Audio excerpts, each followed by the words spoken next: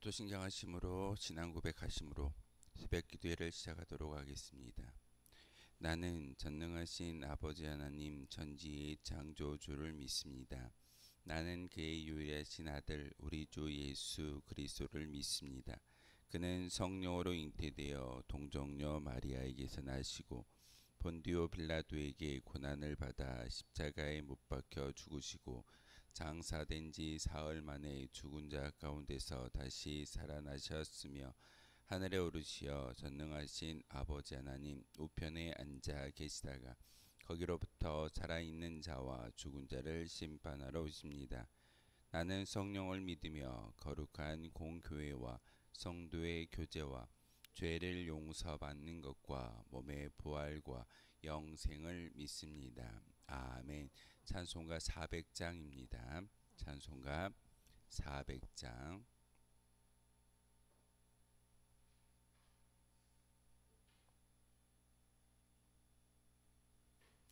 찬송가 400장입니다.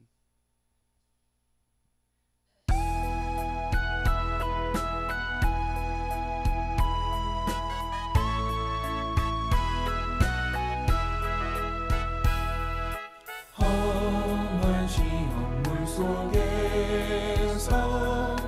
나를 건져주시고 노한 풍랑 지나도록 나를 숨겨주소서. 주여 나를 돌보시사 호히 품어주시고 험한 풍파 지나도록 나를 숨겨주소서. 권세 능력 무한하사 모든 시험 이기고 풍랑까지 다스리는 주님 앞에 비오니 주여 나를 돌보시사 호히 품어주시고 험한 풍파 지나도록 나를 숨겨주소서. 죄악 길에 빠진 이 몸 캄캄한 데 헤매며 부르짖는 나의 원 들으소서 내 주여. 주여 나를 돌보시사 호히 품어주시고 험한 풍파 지나도록 나를 숨겨주소서.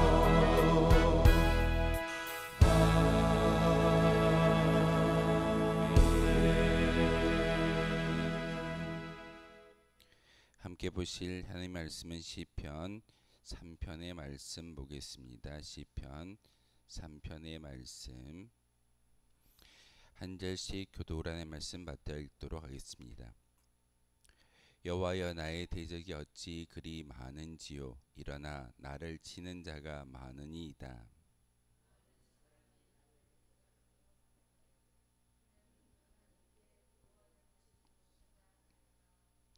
여호와여 주는 나의 방패시오 나의 영광이시오 나의 머리를 드시는 자이시니이다.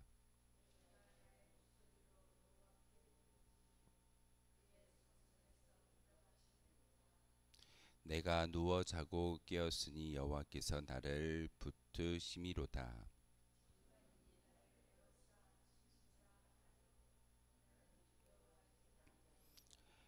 여호와여 일어나소서. 나의 하나님이여 나를 구원하소서. 주께서 나의 모든 원수의 뺨을 치시며 악인의 이를 꺾으셨나이다.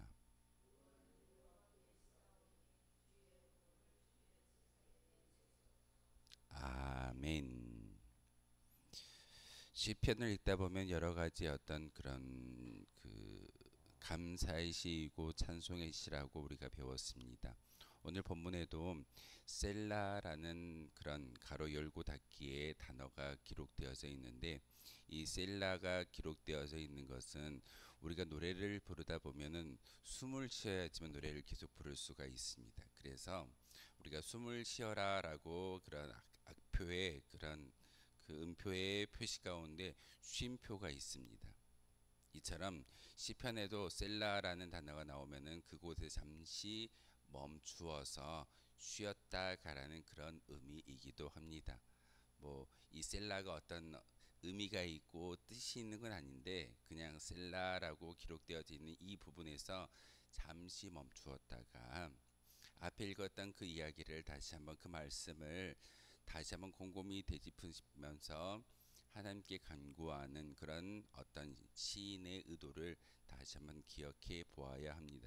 근데 오늘 본문에 보니까 2절에도 4절에도 그리고 마지막 8절에도 이 셀라라는 단어를 통해서 다시 한번 2절까지 읽고 나서 잠시 멈추었다가 다윗이 하나님께 어떻게 토로하고 있는지를 이 요절을 통해서 다시 한번 기억할 수 있는 것이 셀라의 의미이기도 합니다.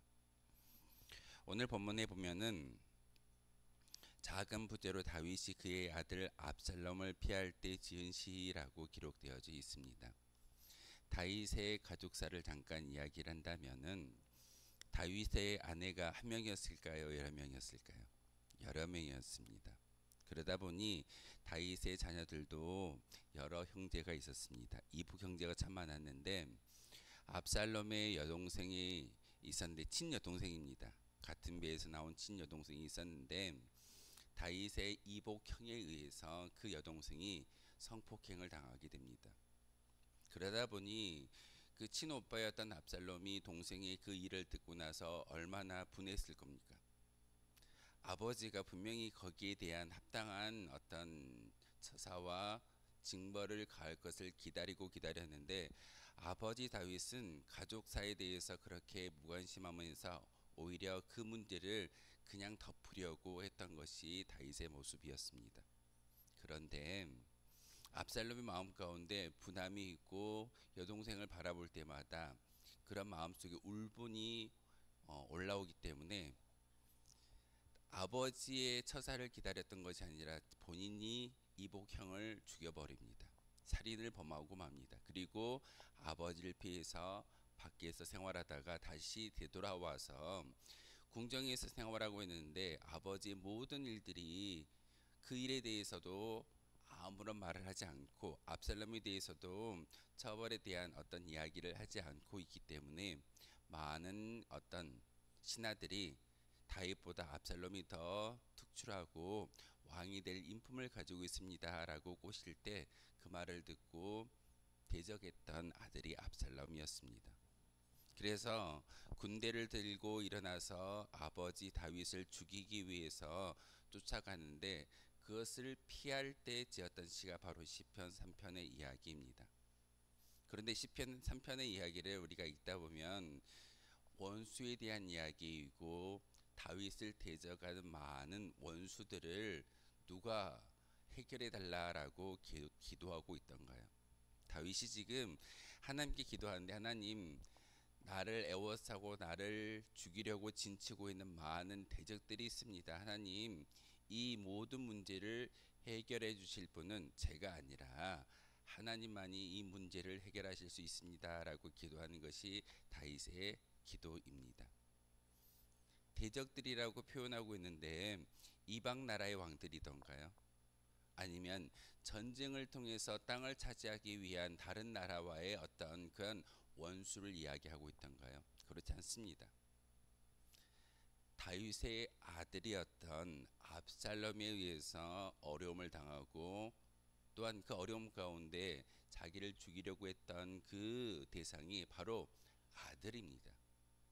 그런데 다윗은 하나님께 기도할 때 나를 대적하는, 나를 죽이려고 하는 그런 많은 대적자들을 하나님께서 해결해 주십시오라고 기도하고 있는 그런 탄원시의 기도가 바로 3편의 이야기입니다. 우리의 기도도 이러해야 되지 않을까요? 사실 우리를 힘들게 하고 어렵게 하는 것은 세상의 많은 사람들이 아니라 나와 정말 가까이 있는 나의 가족이, 나의 어떤 믿음의 공동체 안에서의 어떤 그런 사람들이, 나의 친분이 있는 사람들이 나를 어렵게 하고, 심지어는 2절의 말씀처럼 하나님께 구원을 받지 못한다라고 이야기하는 그런 악담을 퍼붓는 것이 세상 사람들이 아니라 오히려 나의 가족이고 나의 믿음의 공동체인 것을 종종 보게 됩니다. 다윗은 진솔하게 기도합니다. 하나님, 저 아프거든요. 저 심리적으로, 심적으로 고통을 받고 있고 어려움이 있습니다. 하나님, 저 해결해 주십시오. 다윗이 신하들이나 사람들에 의해서 사람들에게 의지하는 기도가 아니라 철저하게 하나님과 1대1 관계에서 기도하는 내용이 바로 이 시편의 3편의 이야기이고, 우리도 이러해야 합니다. 세상의 방법이 아니라 세상의 어떤 수단과 세상의 사람의 힘에 의해서 문제를 해결하려고 하는 것이 아니라 이 사람 다윗이 하나님께 기도했던 것처럼 마음의 진솔한 마음을, 나의 솔직한 심정을 하나님께 토로하고 기도함을 통해서 하나님께 구원함을 얻는 것이 진정한 방법인 것을 우리는 깨달아 알아야 합니다. 시편은 찬송시라고 제가 말씀을 드렸지만, 이렇게 힘들 때도 하나님께 기도하고 도움을 간구하는 것이 시인들의 기도였습니다. 바로 오늘 이 시편 3편의 이야기는 사실 다윗에게 있어서는 가정사의 아픔입니다. 그런데 이 3편을 통해서 하나님께 기도하는 것은, 하나님, 나를 죽이려고 애워싸고 진치고 있다 할지라도, 심지어는 제 아들이 목숨을 해하려고 쫓아온다 할지라도 그것을 막아주실 분은 하나님밖에 없습니다 라고 기도하는 것이 다윗의 기도입니다. 4절에 보면 내가 나의 목소리로 여호와께 부르짖으니 그의 성산에서 응답하시는도다 라고 이야기하고 있는 것은 다른 게 아니었습니다.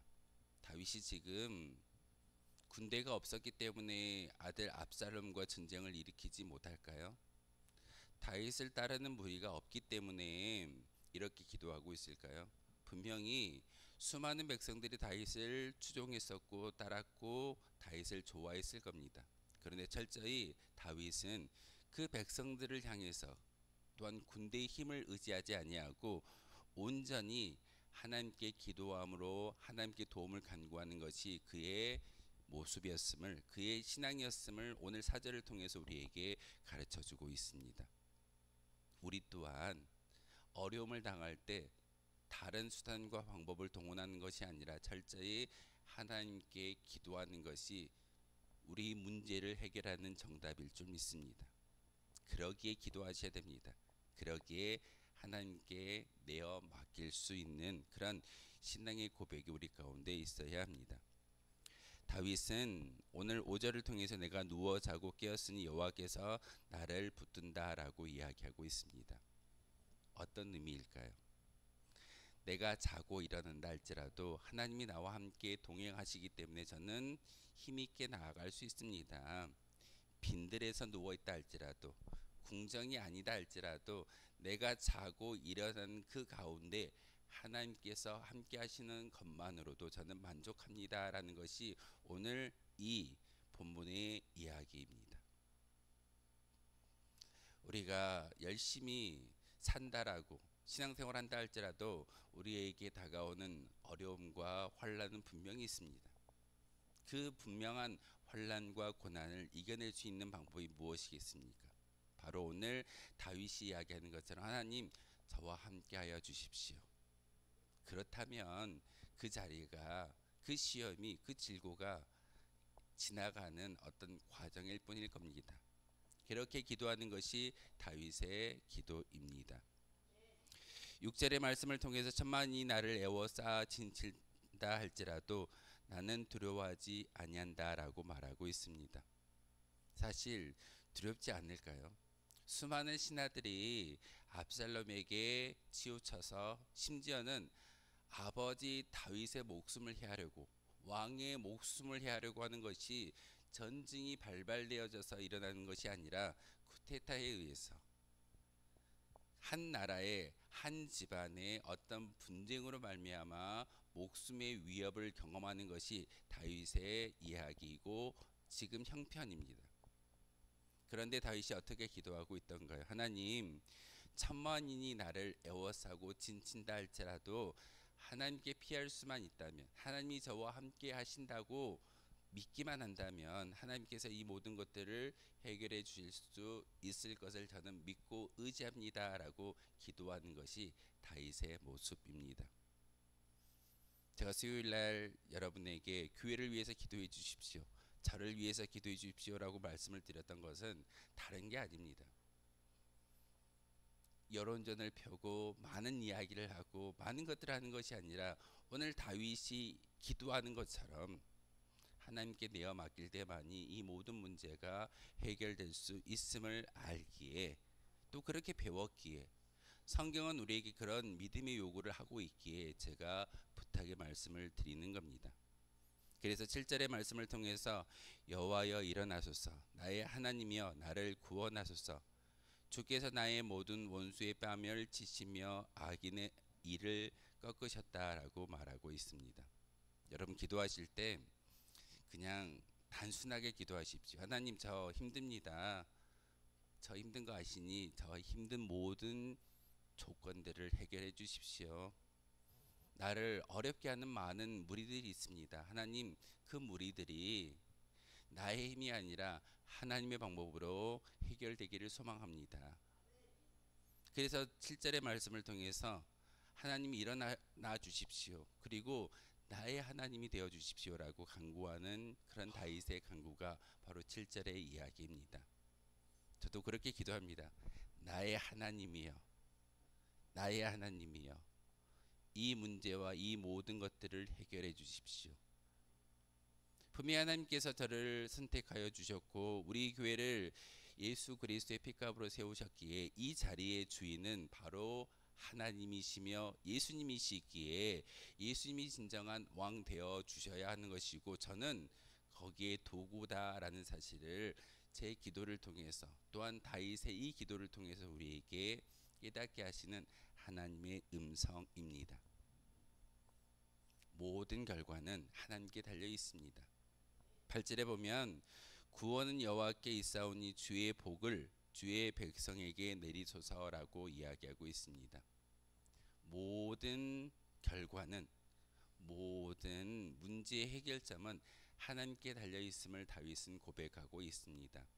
아들 압살롬이 목숨을 해하고자 다윗을 쫓아오지만 다윗은 자기의 아픈 심정을 하나님께 토로함으로써 결국은 모든 것을 내어 맡기는 믿음의 결론을 8절을 통해서 이야기하고 있습니다. 구원은 여호와께 있습니다. 제 목숨도, 이 모든 어려움도, 이 모든 환난도 하나님께서 구원하여 주시고 해결해 주신다고 한다면 다 해결될 줄 믿습니다. 그렇게 기도함으로써 주의 복을 주의 백성에게 내려 주십시오라고 이야기하는 것은 조금 더 구체적으로 말한다면, 하나님, 저를 긍휼히 여겨 주셔서 연약하지만, 부족하지만, 다윗이 아들 압살롬의 그 모든 악행을 보고 또한 가정사에 많은 아픔들이 있었을 때 그것을 온전히 해결하지 못하였으므로 말미암아 이 상황이 벌어졌지만, 하나님, 그럼에도 저를 붙잡아 주시고 구원을 주시고, 그리고 그 복이 다윗을 통해서 수많은 사람들에게 전달될 수 있는 하나님의 축복의 통로가 바로 다윗이 되기를 원합니다라는 결론의 이야기가 8절의 말씀입니다. 오늘도 기도하실 때 하나님, 우리를 구원하여 주시고 우리에게 복을 주셔서 나만 복을 받아 누리는 것이 아니라 나를 통해 많은 사람들에게 복을 전달할 수 있는 거룩한 주의 도구가 되게 해달라고 기도하실 때 하나님께서 여러분의 기도를 들어주실 줄 믿습니다. 기도하겠습니다. 거룩하신 주님, 참으로 감사를 드립니다. 하나님의 은혜 가운데 저희들 이 자리에 달려나와 기도하게 하시고 귀한 말씀을 통해서 온전히 의지해야 할 힘이 나의 힘이 아니라, 나의 지식이 아니라, 나의 경험이 아니라, 다윗이 고백하고 있는 것처럼 하나님만이 나의 구원이시며, 또한 하나님이 이 모든 문제 어려움을 해결하실 수 있는 그런 힘이고 방법인 것을 깨달아 기도하는 다윗의 모습을 오늘 시편 3편을 통해서 알게 하셨습니다. 하나님, 우리가 당하는 많은 어려움이 있다 할지라도 이와 같이 하나님께 기도함을 통하여서 기도의 응답으로 말미암아 다시 한번 화평함 있게 하시고 하나님을 온전히 찾을 수 있는 믿음의 기도가 끊이지 않도록 주님께서 은혜를 허락하여 주시옵소서. 우리의 목소리를 들어주시고 우리와 함께 동행하여 주심으로 말미암아 다른 사람이 하나님이 아니라 바로 나의 하나님이다 라고 고백하고 있는 것처럼 이 시간 기도할 때 나의 하나님이 되어주시고 나에게 친히 찾아와 주심으로 하나님의 세미한 음성을 들어주시는 거룩한 주의 백성들 되게 도와주옵소서. 오늘 하루도 하나님께 우리의 모든 인생을 의탁합니다. 하나님께 내어 맡긴 모든 인생의 여정길 가운데 하나님께서 함께하여 주시고 하나님의 권능의 발로 지켜주심으로 모든 어려움 속에서 해결받는 은혜를, 해결받는 하나님의 영적인 지혜를 우리의 심령 가운데 깨닫게 하여 주시옵소서. 다시 한번 저희들 기도할 때 하나님 성령의 충만함을 통해서 오늘 하루도 하나님의 영광만을 위해 살아갈 수 있는 거룩한 주의 백성들 되게 하여 주옵소서. 예수 그리스도의 이름으로 기도하옵나이다. 아멘.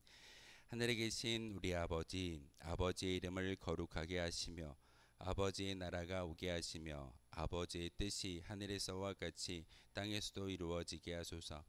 오늘 우리에게 일용할 양식을 주시고 우리가 우리에게 잘못한 사람을 용서하여 준 것 같이 우리 죄를 용서하여 주시고 우리를 시험에 빠지지 않게 하시고 악에서 구하소서. 나라와 권능과 영광이 영원히 아버지의 것입니다. 아멘. 오늘 말씀을 생각하며 기도하도록 하겠습니다.